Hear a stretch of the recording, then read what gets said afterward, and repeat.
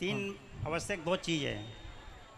पहला माता पिता का आशीर्वाद, हाँ दूसरा गुरु जी का आशीर्वाद, बिल्कुल तीसरा गौ माता की पूज का आशीर्वाद। जिसको मिल गया बिल्कुल, वो भव सागर पार हो जाएगा। इसलिए गौदान करना चाहिए। और कल एक बहन ने बताया था गौ माताएं आवारा बाजार में घूमती फिरती रहती है, तो मैंने दाना पाना करते हैं तो पड़ोस वाले बोलते हैं ऐसा क्यों करते हैं। तो जो बाज़ार में फिरते हैं तो उनको मतलब सेवा नहीं हो रही, तो मेरा ये मतलब है कि नहीं कहीं करे तो कम से कम उनकी पूंछ का आशीर्वाद ले लोगे तो भव सागर पार हो जाओगे। ये तो अपना स्वार्थ हो गया कि अपन उनको कुछ ना दें और आशीर्वाद उनसे लें। अरे जब गाय की सेवा आप घर में रख के करोगे तो अपने आप उनका आशीर्वाद मिल जाएगा, उनकी सेवा से भव सागर पार हो जाएंगे। अपने घर भी है ना गौ माता? हाँ आपके घर है, बहुत अच्छी बात है। अब कोई आदमी गाय को घर में ना रखे, गाय की सेवा ना करे, गाय को चारा ना खिलाए और बस पूंछ ही हाँ से आशीर्वाद चाहे तो वो भव सागर पार कर देगी। नहीं, हम पहले गाय की सेवा करें। नहीं जो गाय की सेवा करेंगे, देखो जब आप हमें भूखे को भोजन कराओगे और प्यासे को पानी पिलाओगे तो वो आपका भोजन पानी खाके ना चाह कर अपने आप आपको आशीर्वाद दे ही देगा। ऐसे गाय जब हम उसे सेवा करेंगे तो अपने आप उनके आशीर्वाद से हम पार लग जाएंगे। नहीं मेरा मतलब जो बाजार में घूम रहे कोई ध्यान नहीं देता, तो इसका मतलब कि कोई भी निकले उसका पूंछ का भी आशीर्वाद कभी ले लेगा। हाँ आशीर्वाद तो गाय का दर्शन भी पर्याप्त है, पूंछ का सब लो, लेकिन फिर भी गाय को घर में रखो, आवारा ना घूमे, आप लोगों की जिम्मेदारी है। जय श्री जय श्री कृष्ण।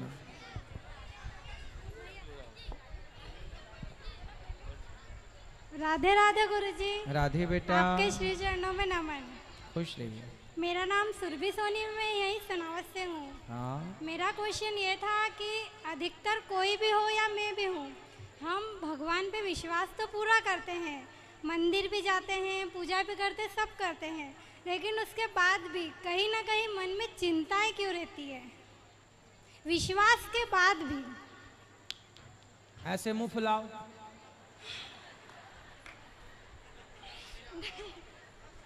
फुलाओ जल्दी। नहीं क्यों फुलाओ? अब ठहाका लगाओ। अब ये दोनों काम एक साथ करके दिखाओ। नहीं होगा। नहीं होगा? नहीं। जैसे मुंह फुलाना और ठहाका लगाना दोनों एक साथ नहीं हो सकता, उसी तरह आप कह रहे हैं कि हमें भगवान पर विश्वास भी है और कह रहे हैं चिंता भी है। यदि विश्वास है तो फिर चिंता किस बात की, और चिंता है तो विश्वास नहीं होगा। इसका मतलब आपके विश्वास में अभी कमी है, उसे मजबूत करो तो चिंताएं अपने आप समाप्त। जैसे दीपक जलता है तो अंधकार को हटाना नहीं पड़ता, अपने आप समाप्त। गुरुजी मेरा एक और क्वेश्चन है। इससे संतुष्ट हैं? जी गुरुजी बिल्कुल। हाँ। और मेरा एक और क्वेश्चन है। बोलो। मेरा ये क्वेश्चन है कि जो पिछले जन्म के कर्म का फल इस जन्म में मिलता है, हाँ। तो पिछले जन्म में अगर व्यक्ति खराब था, इस जन्म में वो व्यक्ति बहुत अच्छा है, हाँ। बिल्कुल धर्म कर रहा है, कर्म कर रहा है, हाँ। लेकिन फिर भी उसे इस जन्म में सजा मिल रही है, तो फिर उसे तो बुरा लगेगा, सीधी सी बात है। नहीं बुरा लगे कुछ भी लगे, तुमने जो कल किया था वो भी तो तुम्हें भोगना पड़ेगा। तो पिछले जन्म का तो कुछ भी याद नहीं। याद भले नहीं है, भगवान को उस जन्म का उस जन्म में बराबर करना था, इस जन्म का इस जन्म में बराबर करना वो तो था। भगवान से आप डायरेक्ट बात कर लेना इस विषय में। हाँ। लेकिन फिर भी जो विधान है वो यही है कि जो कल किया था वो आज मिलेगा। याद नहीं रहता, भगवान कुछ चाबियां अपने पास रखे हैं ना, सब आपके पास दे देते तो फिर मंदिर जाता ही कौन। जी गुरुजी राधे राधे। खुश रहो।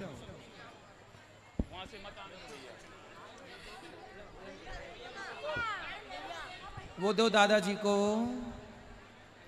आओ।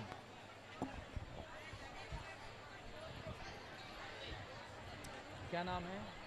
सदगुरु दयाल की जय, गुरु अनिरुद्धाचार्य महाराज की जय। अच्छा ये भैया मर्दाना से आए हैं, जब हम कथा करने गए थे पुरानी फोटो भी लेके आए हैं। वाह, ये फोटो मर्दाना में जब कथा हुई थी तब की फोटो है ये। भैया दिखाओ जरा सबको।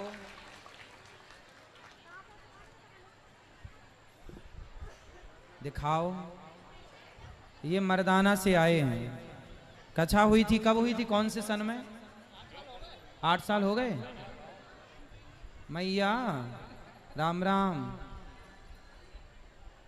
8 साल हो गए, यहाँ आ जाओ पति परमेश्वर के बगल में।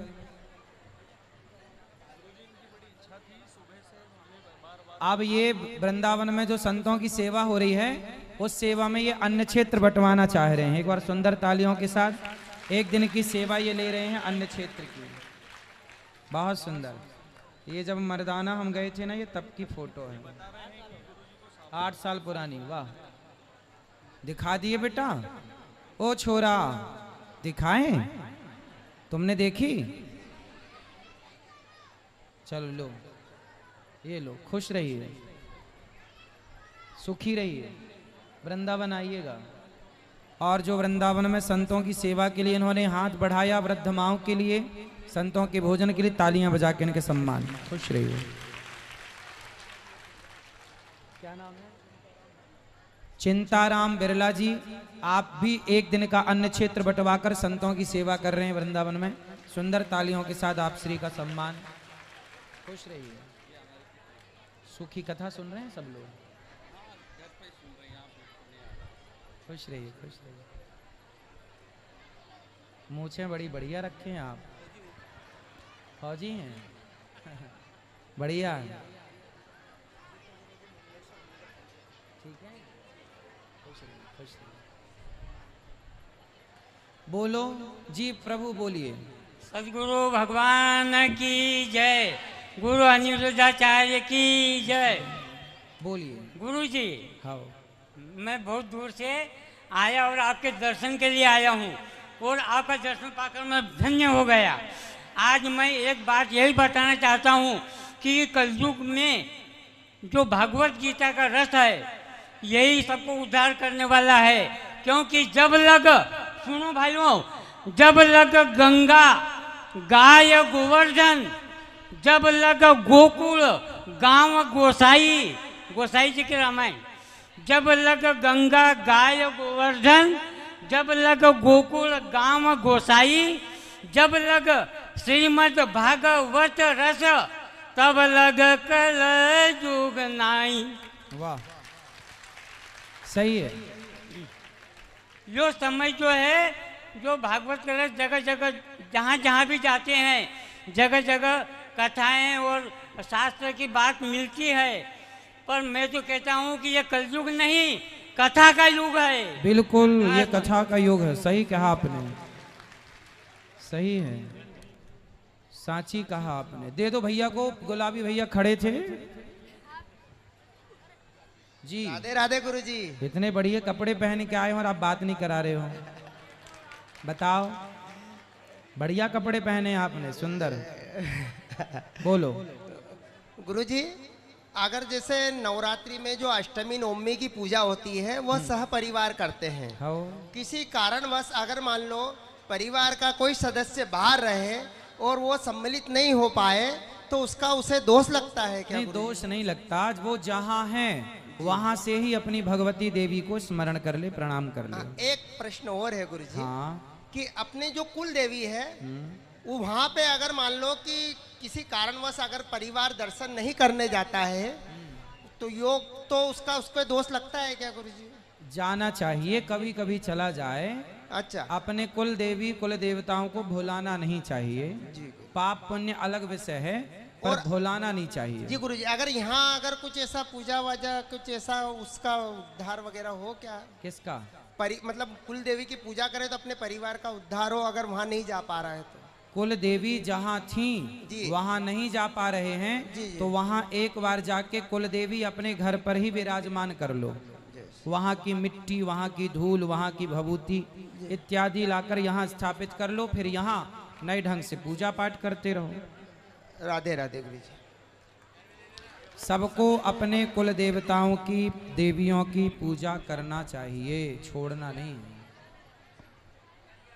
श्रीमन नारायण। जय श्रीमन नारायण। मेरा एक प्रश्न ये था कि जैसे हम ये कहते हैं कि इस जन्म में हमें पूर्व जन्म के जो भी अच्छे या बुरे कर्म है, वो पूर्व जन्म के हमारे साथ में आते हैं। हाँ। तो मेरा प्रश्न ये है कि जब हजारों लाखों करोड़ों साल पहले जब पहला जन्म हुआ होगा पृथ्वी पर, तो उस समय कोई पूर्व जन्म का फल तो था नहीं, हाँ। फिर ऐसे क्यों हुआ कि कोई अच्छा हुआ कोई बुरा हुआ, किसी ने अच्छा काम किया किसी ने बुरा किया, कोई बीमार हुआ कोई ये हुआ, तो सबकी बुद्धि निर्मल उस समय क्यों नहीं हुई? भगवान ने तो सबको देखो निर्मल, आप तो पिछले जन्म की बात कर रही हैं, सबसे पिछले के पिछले फर्स्ट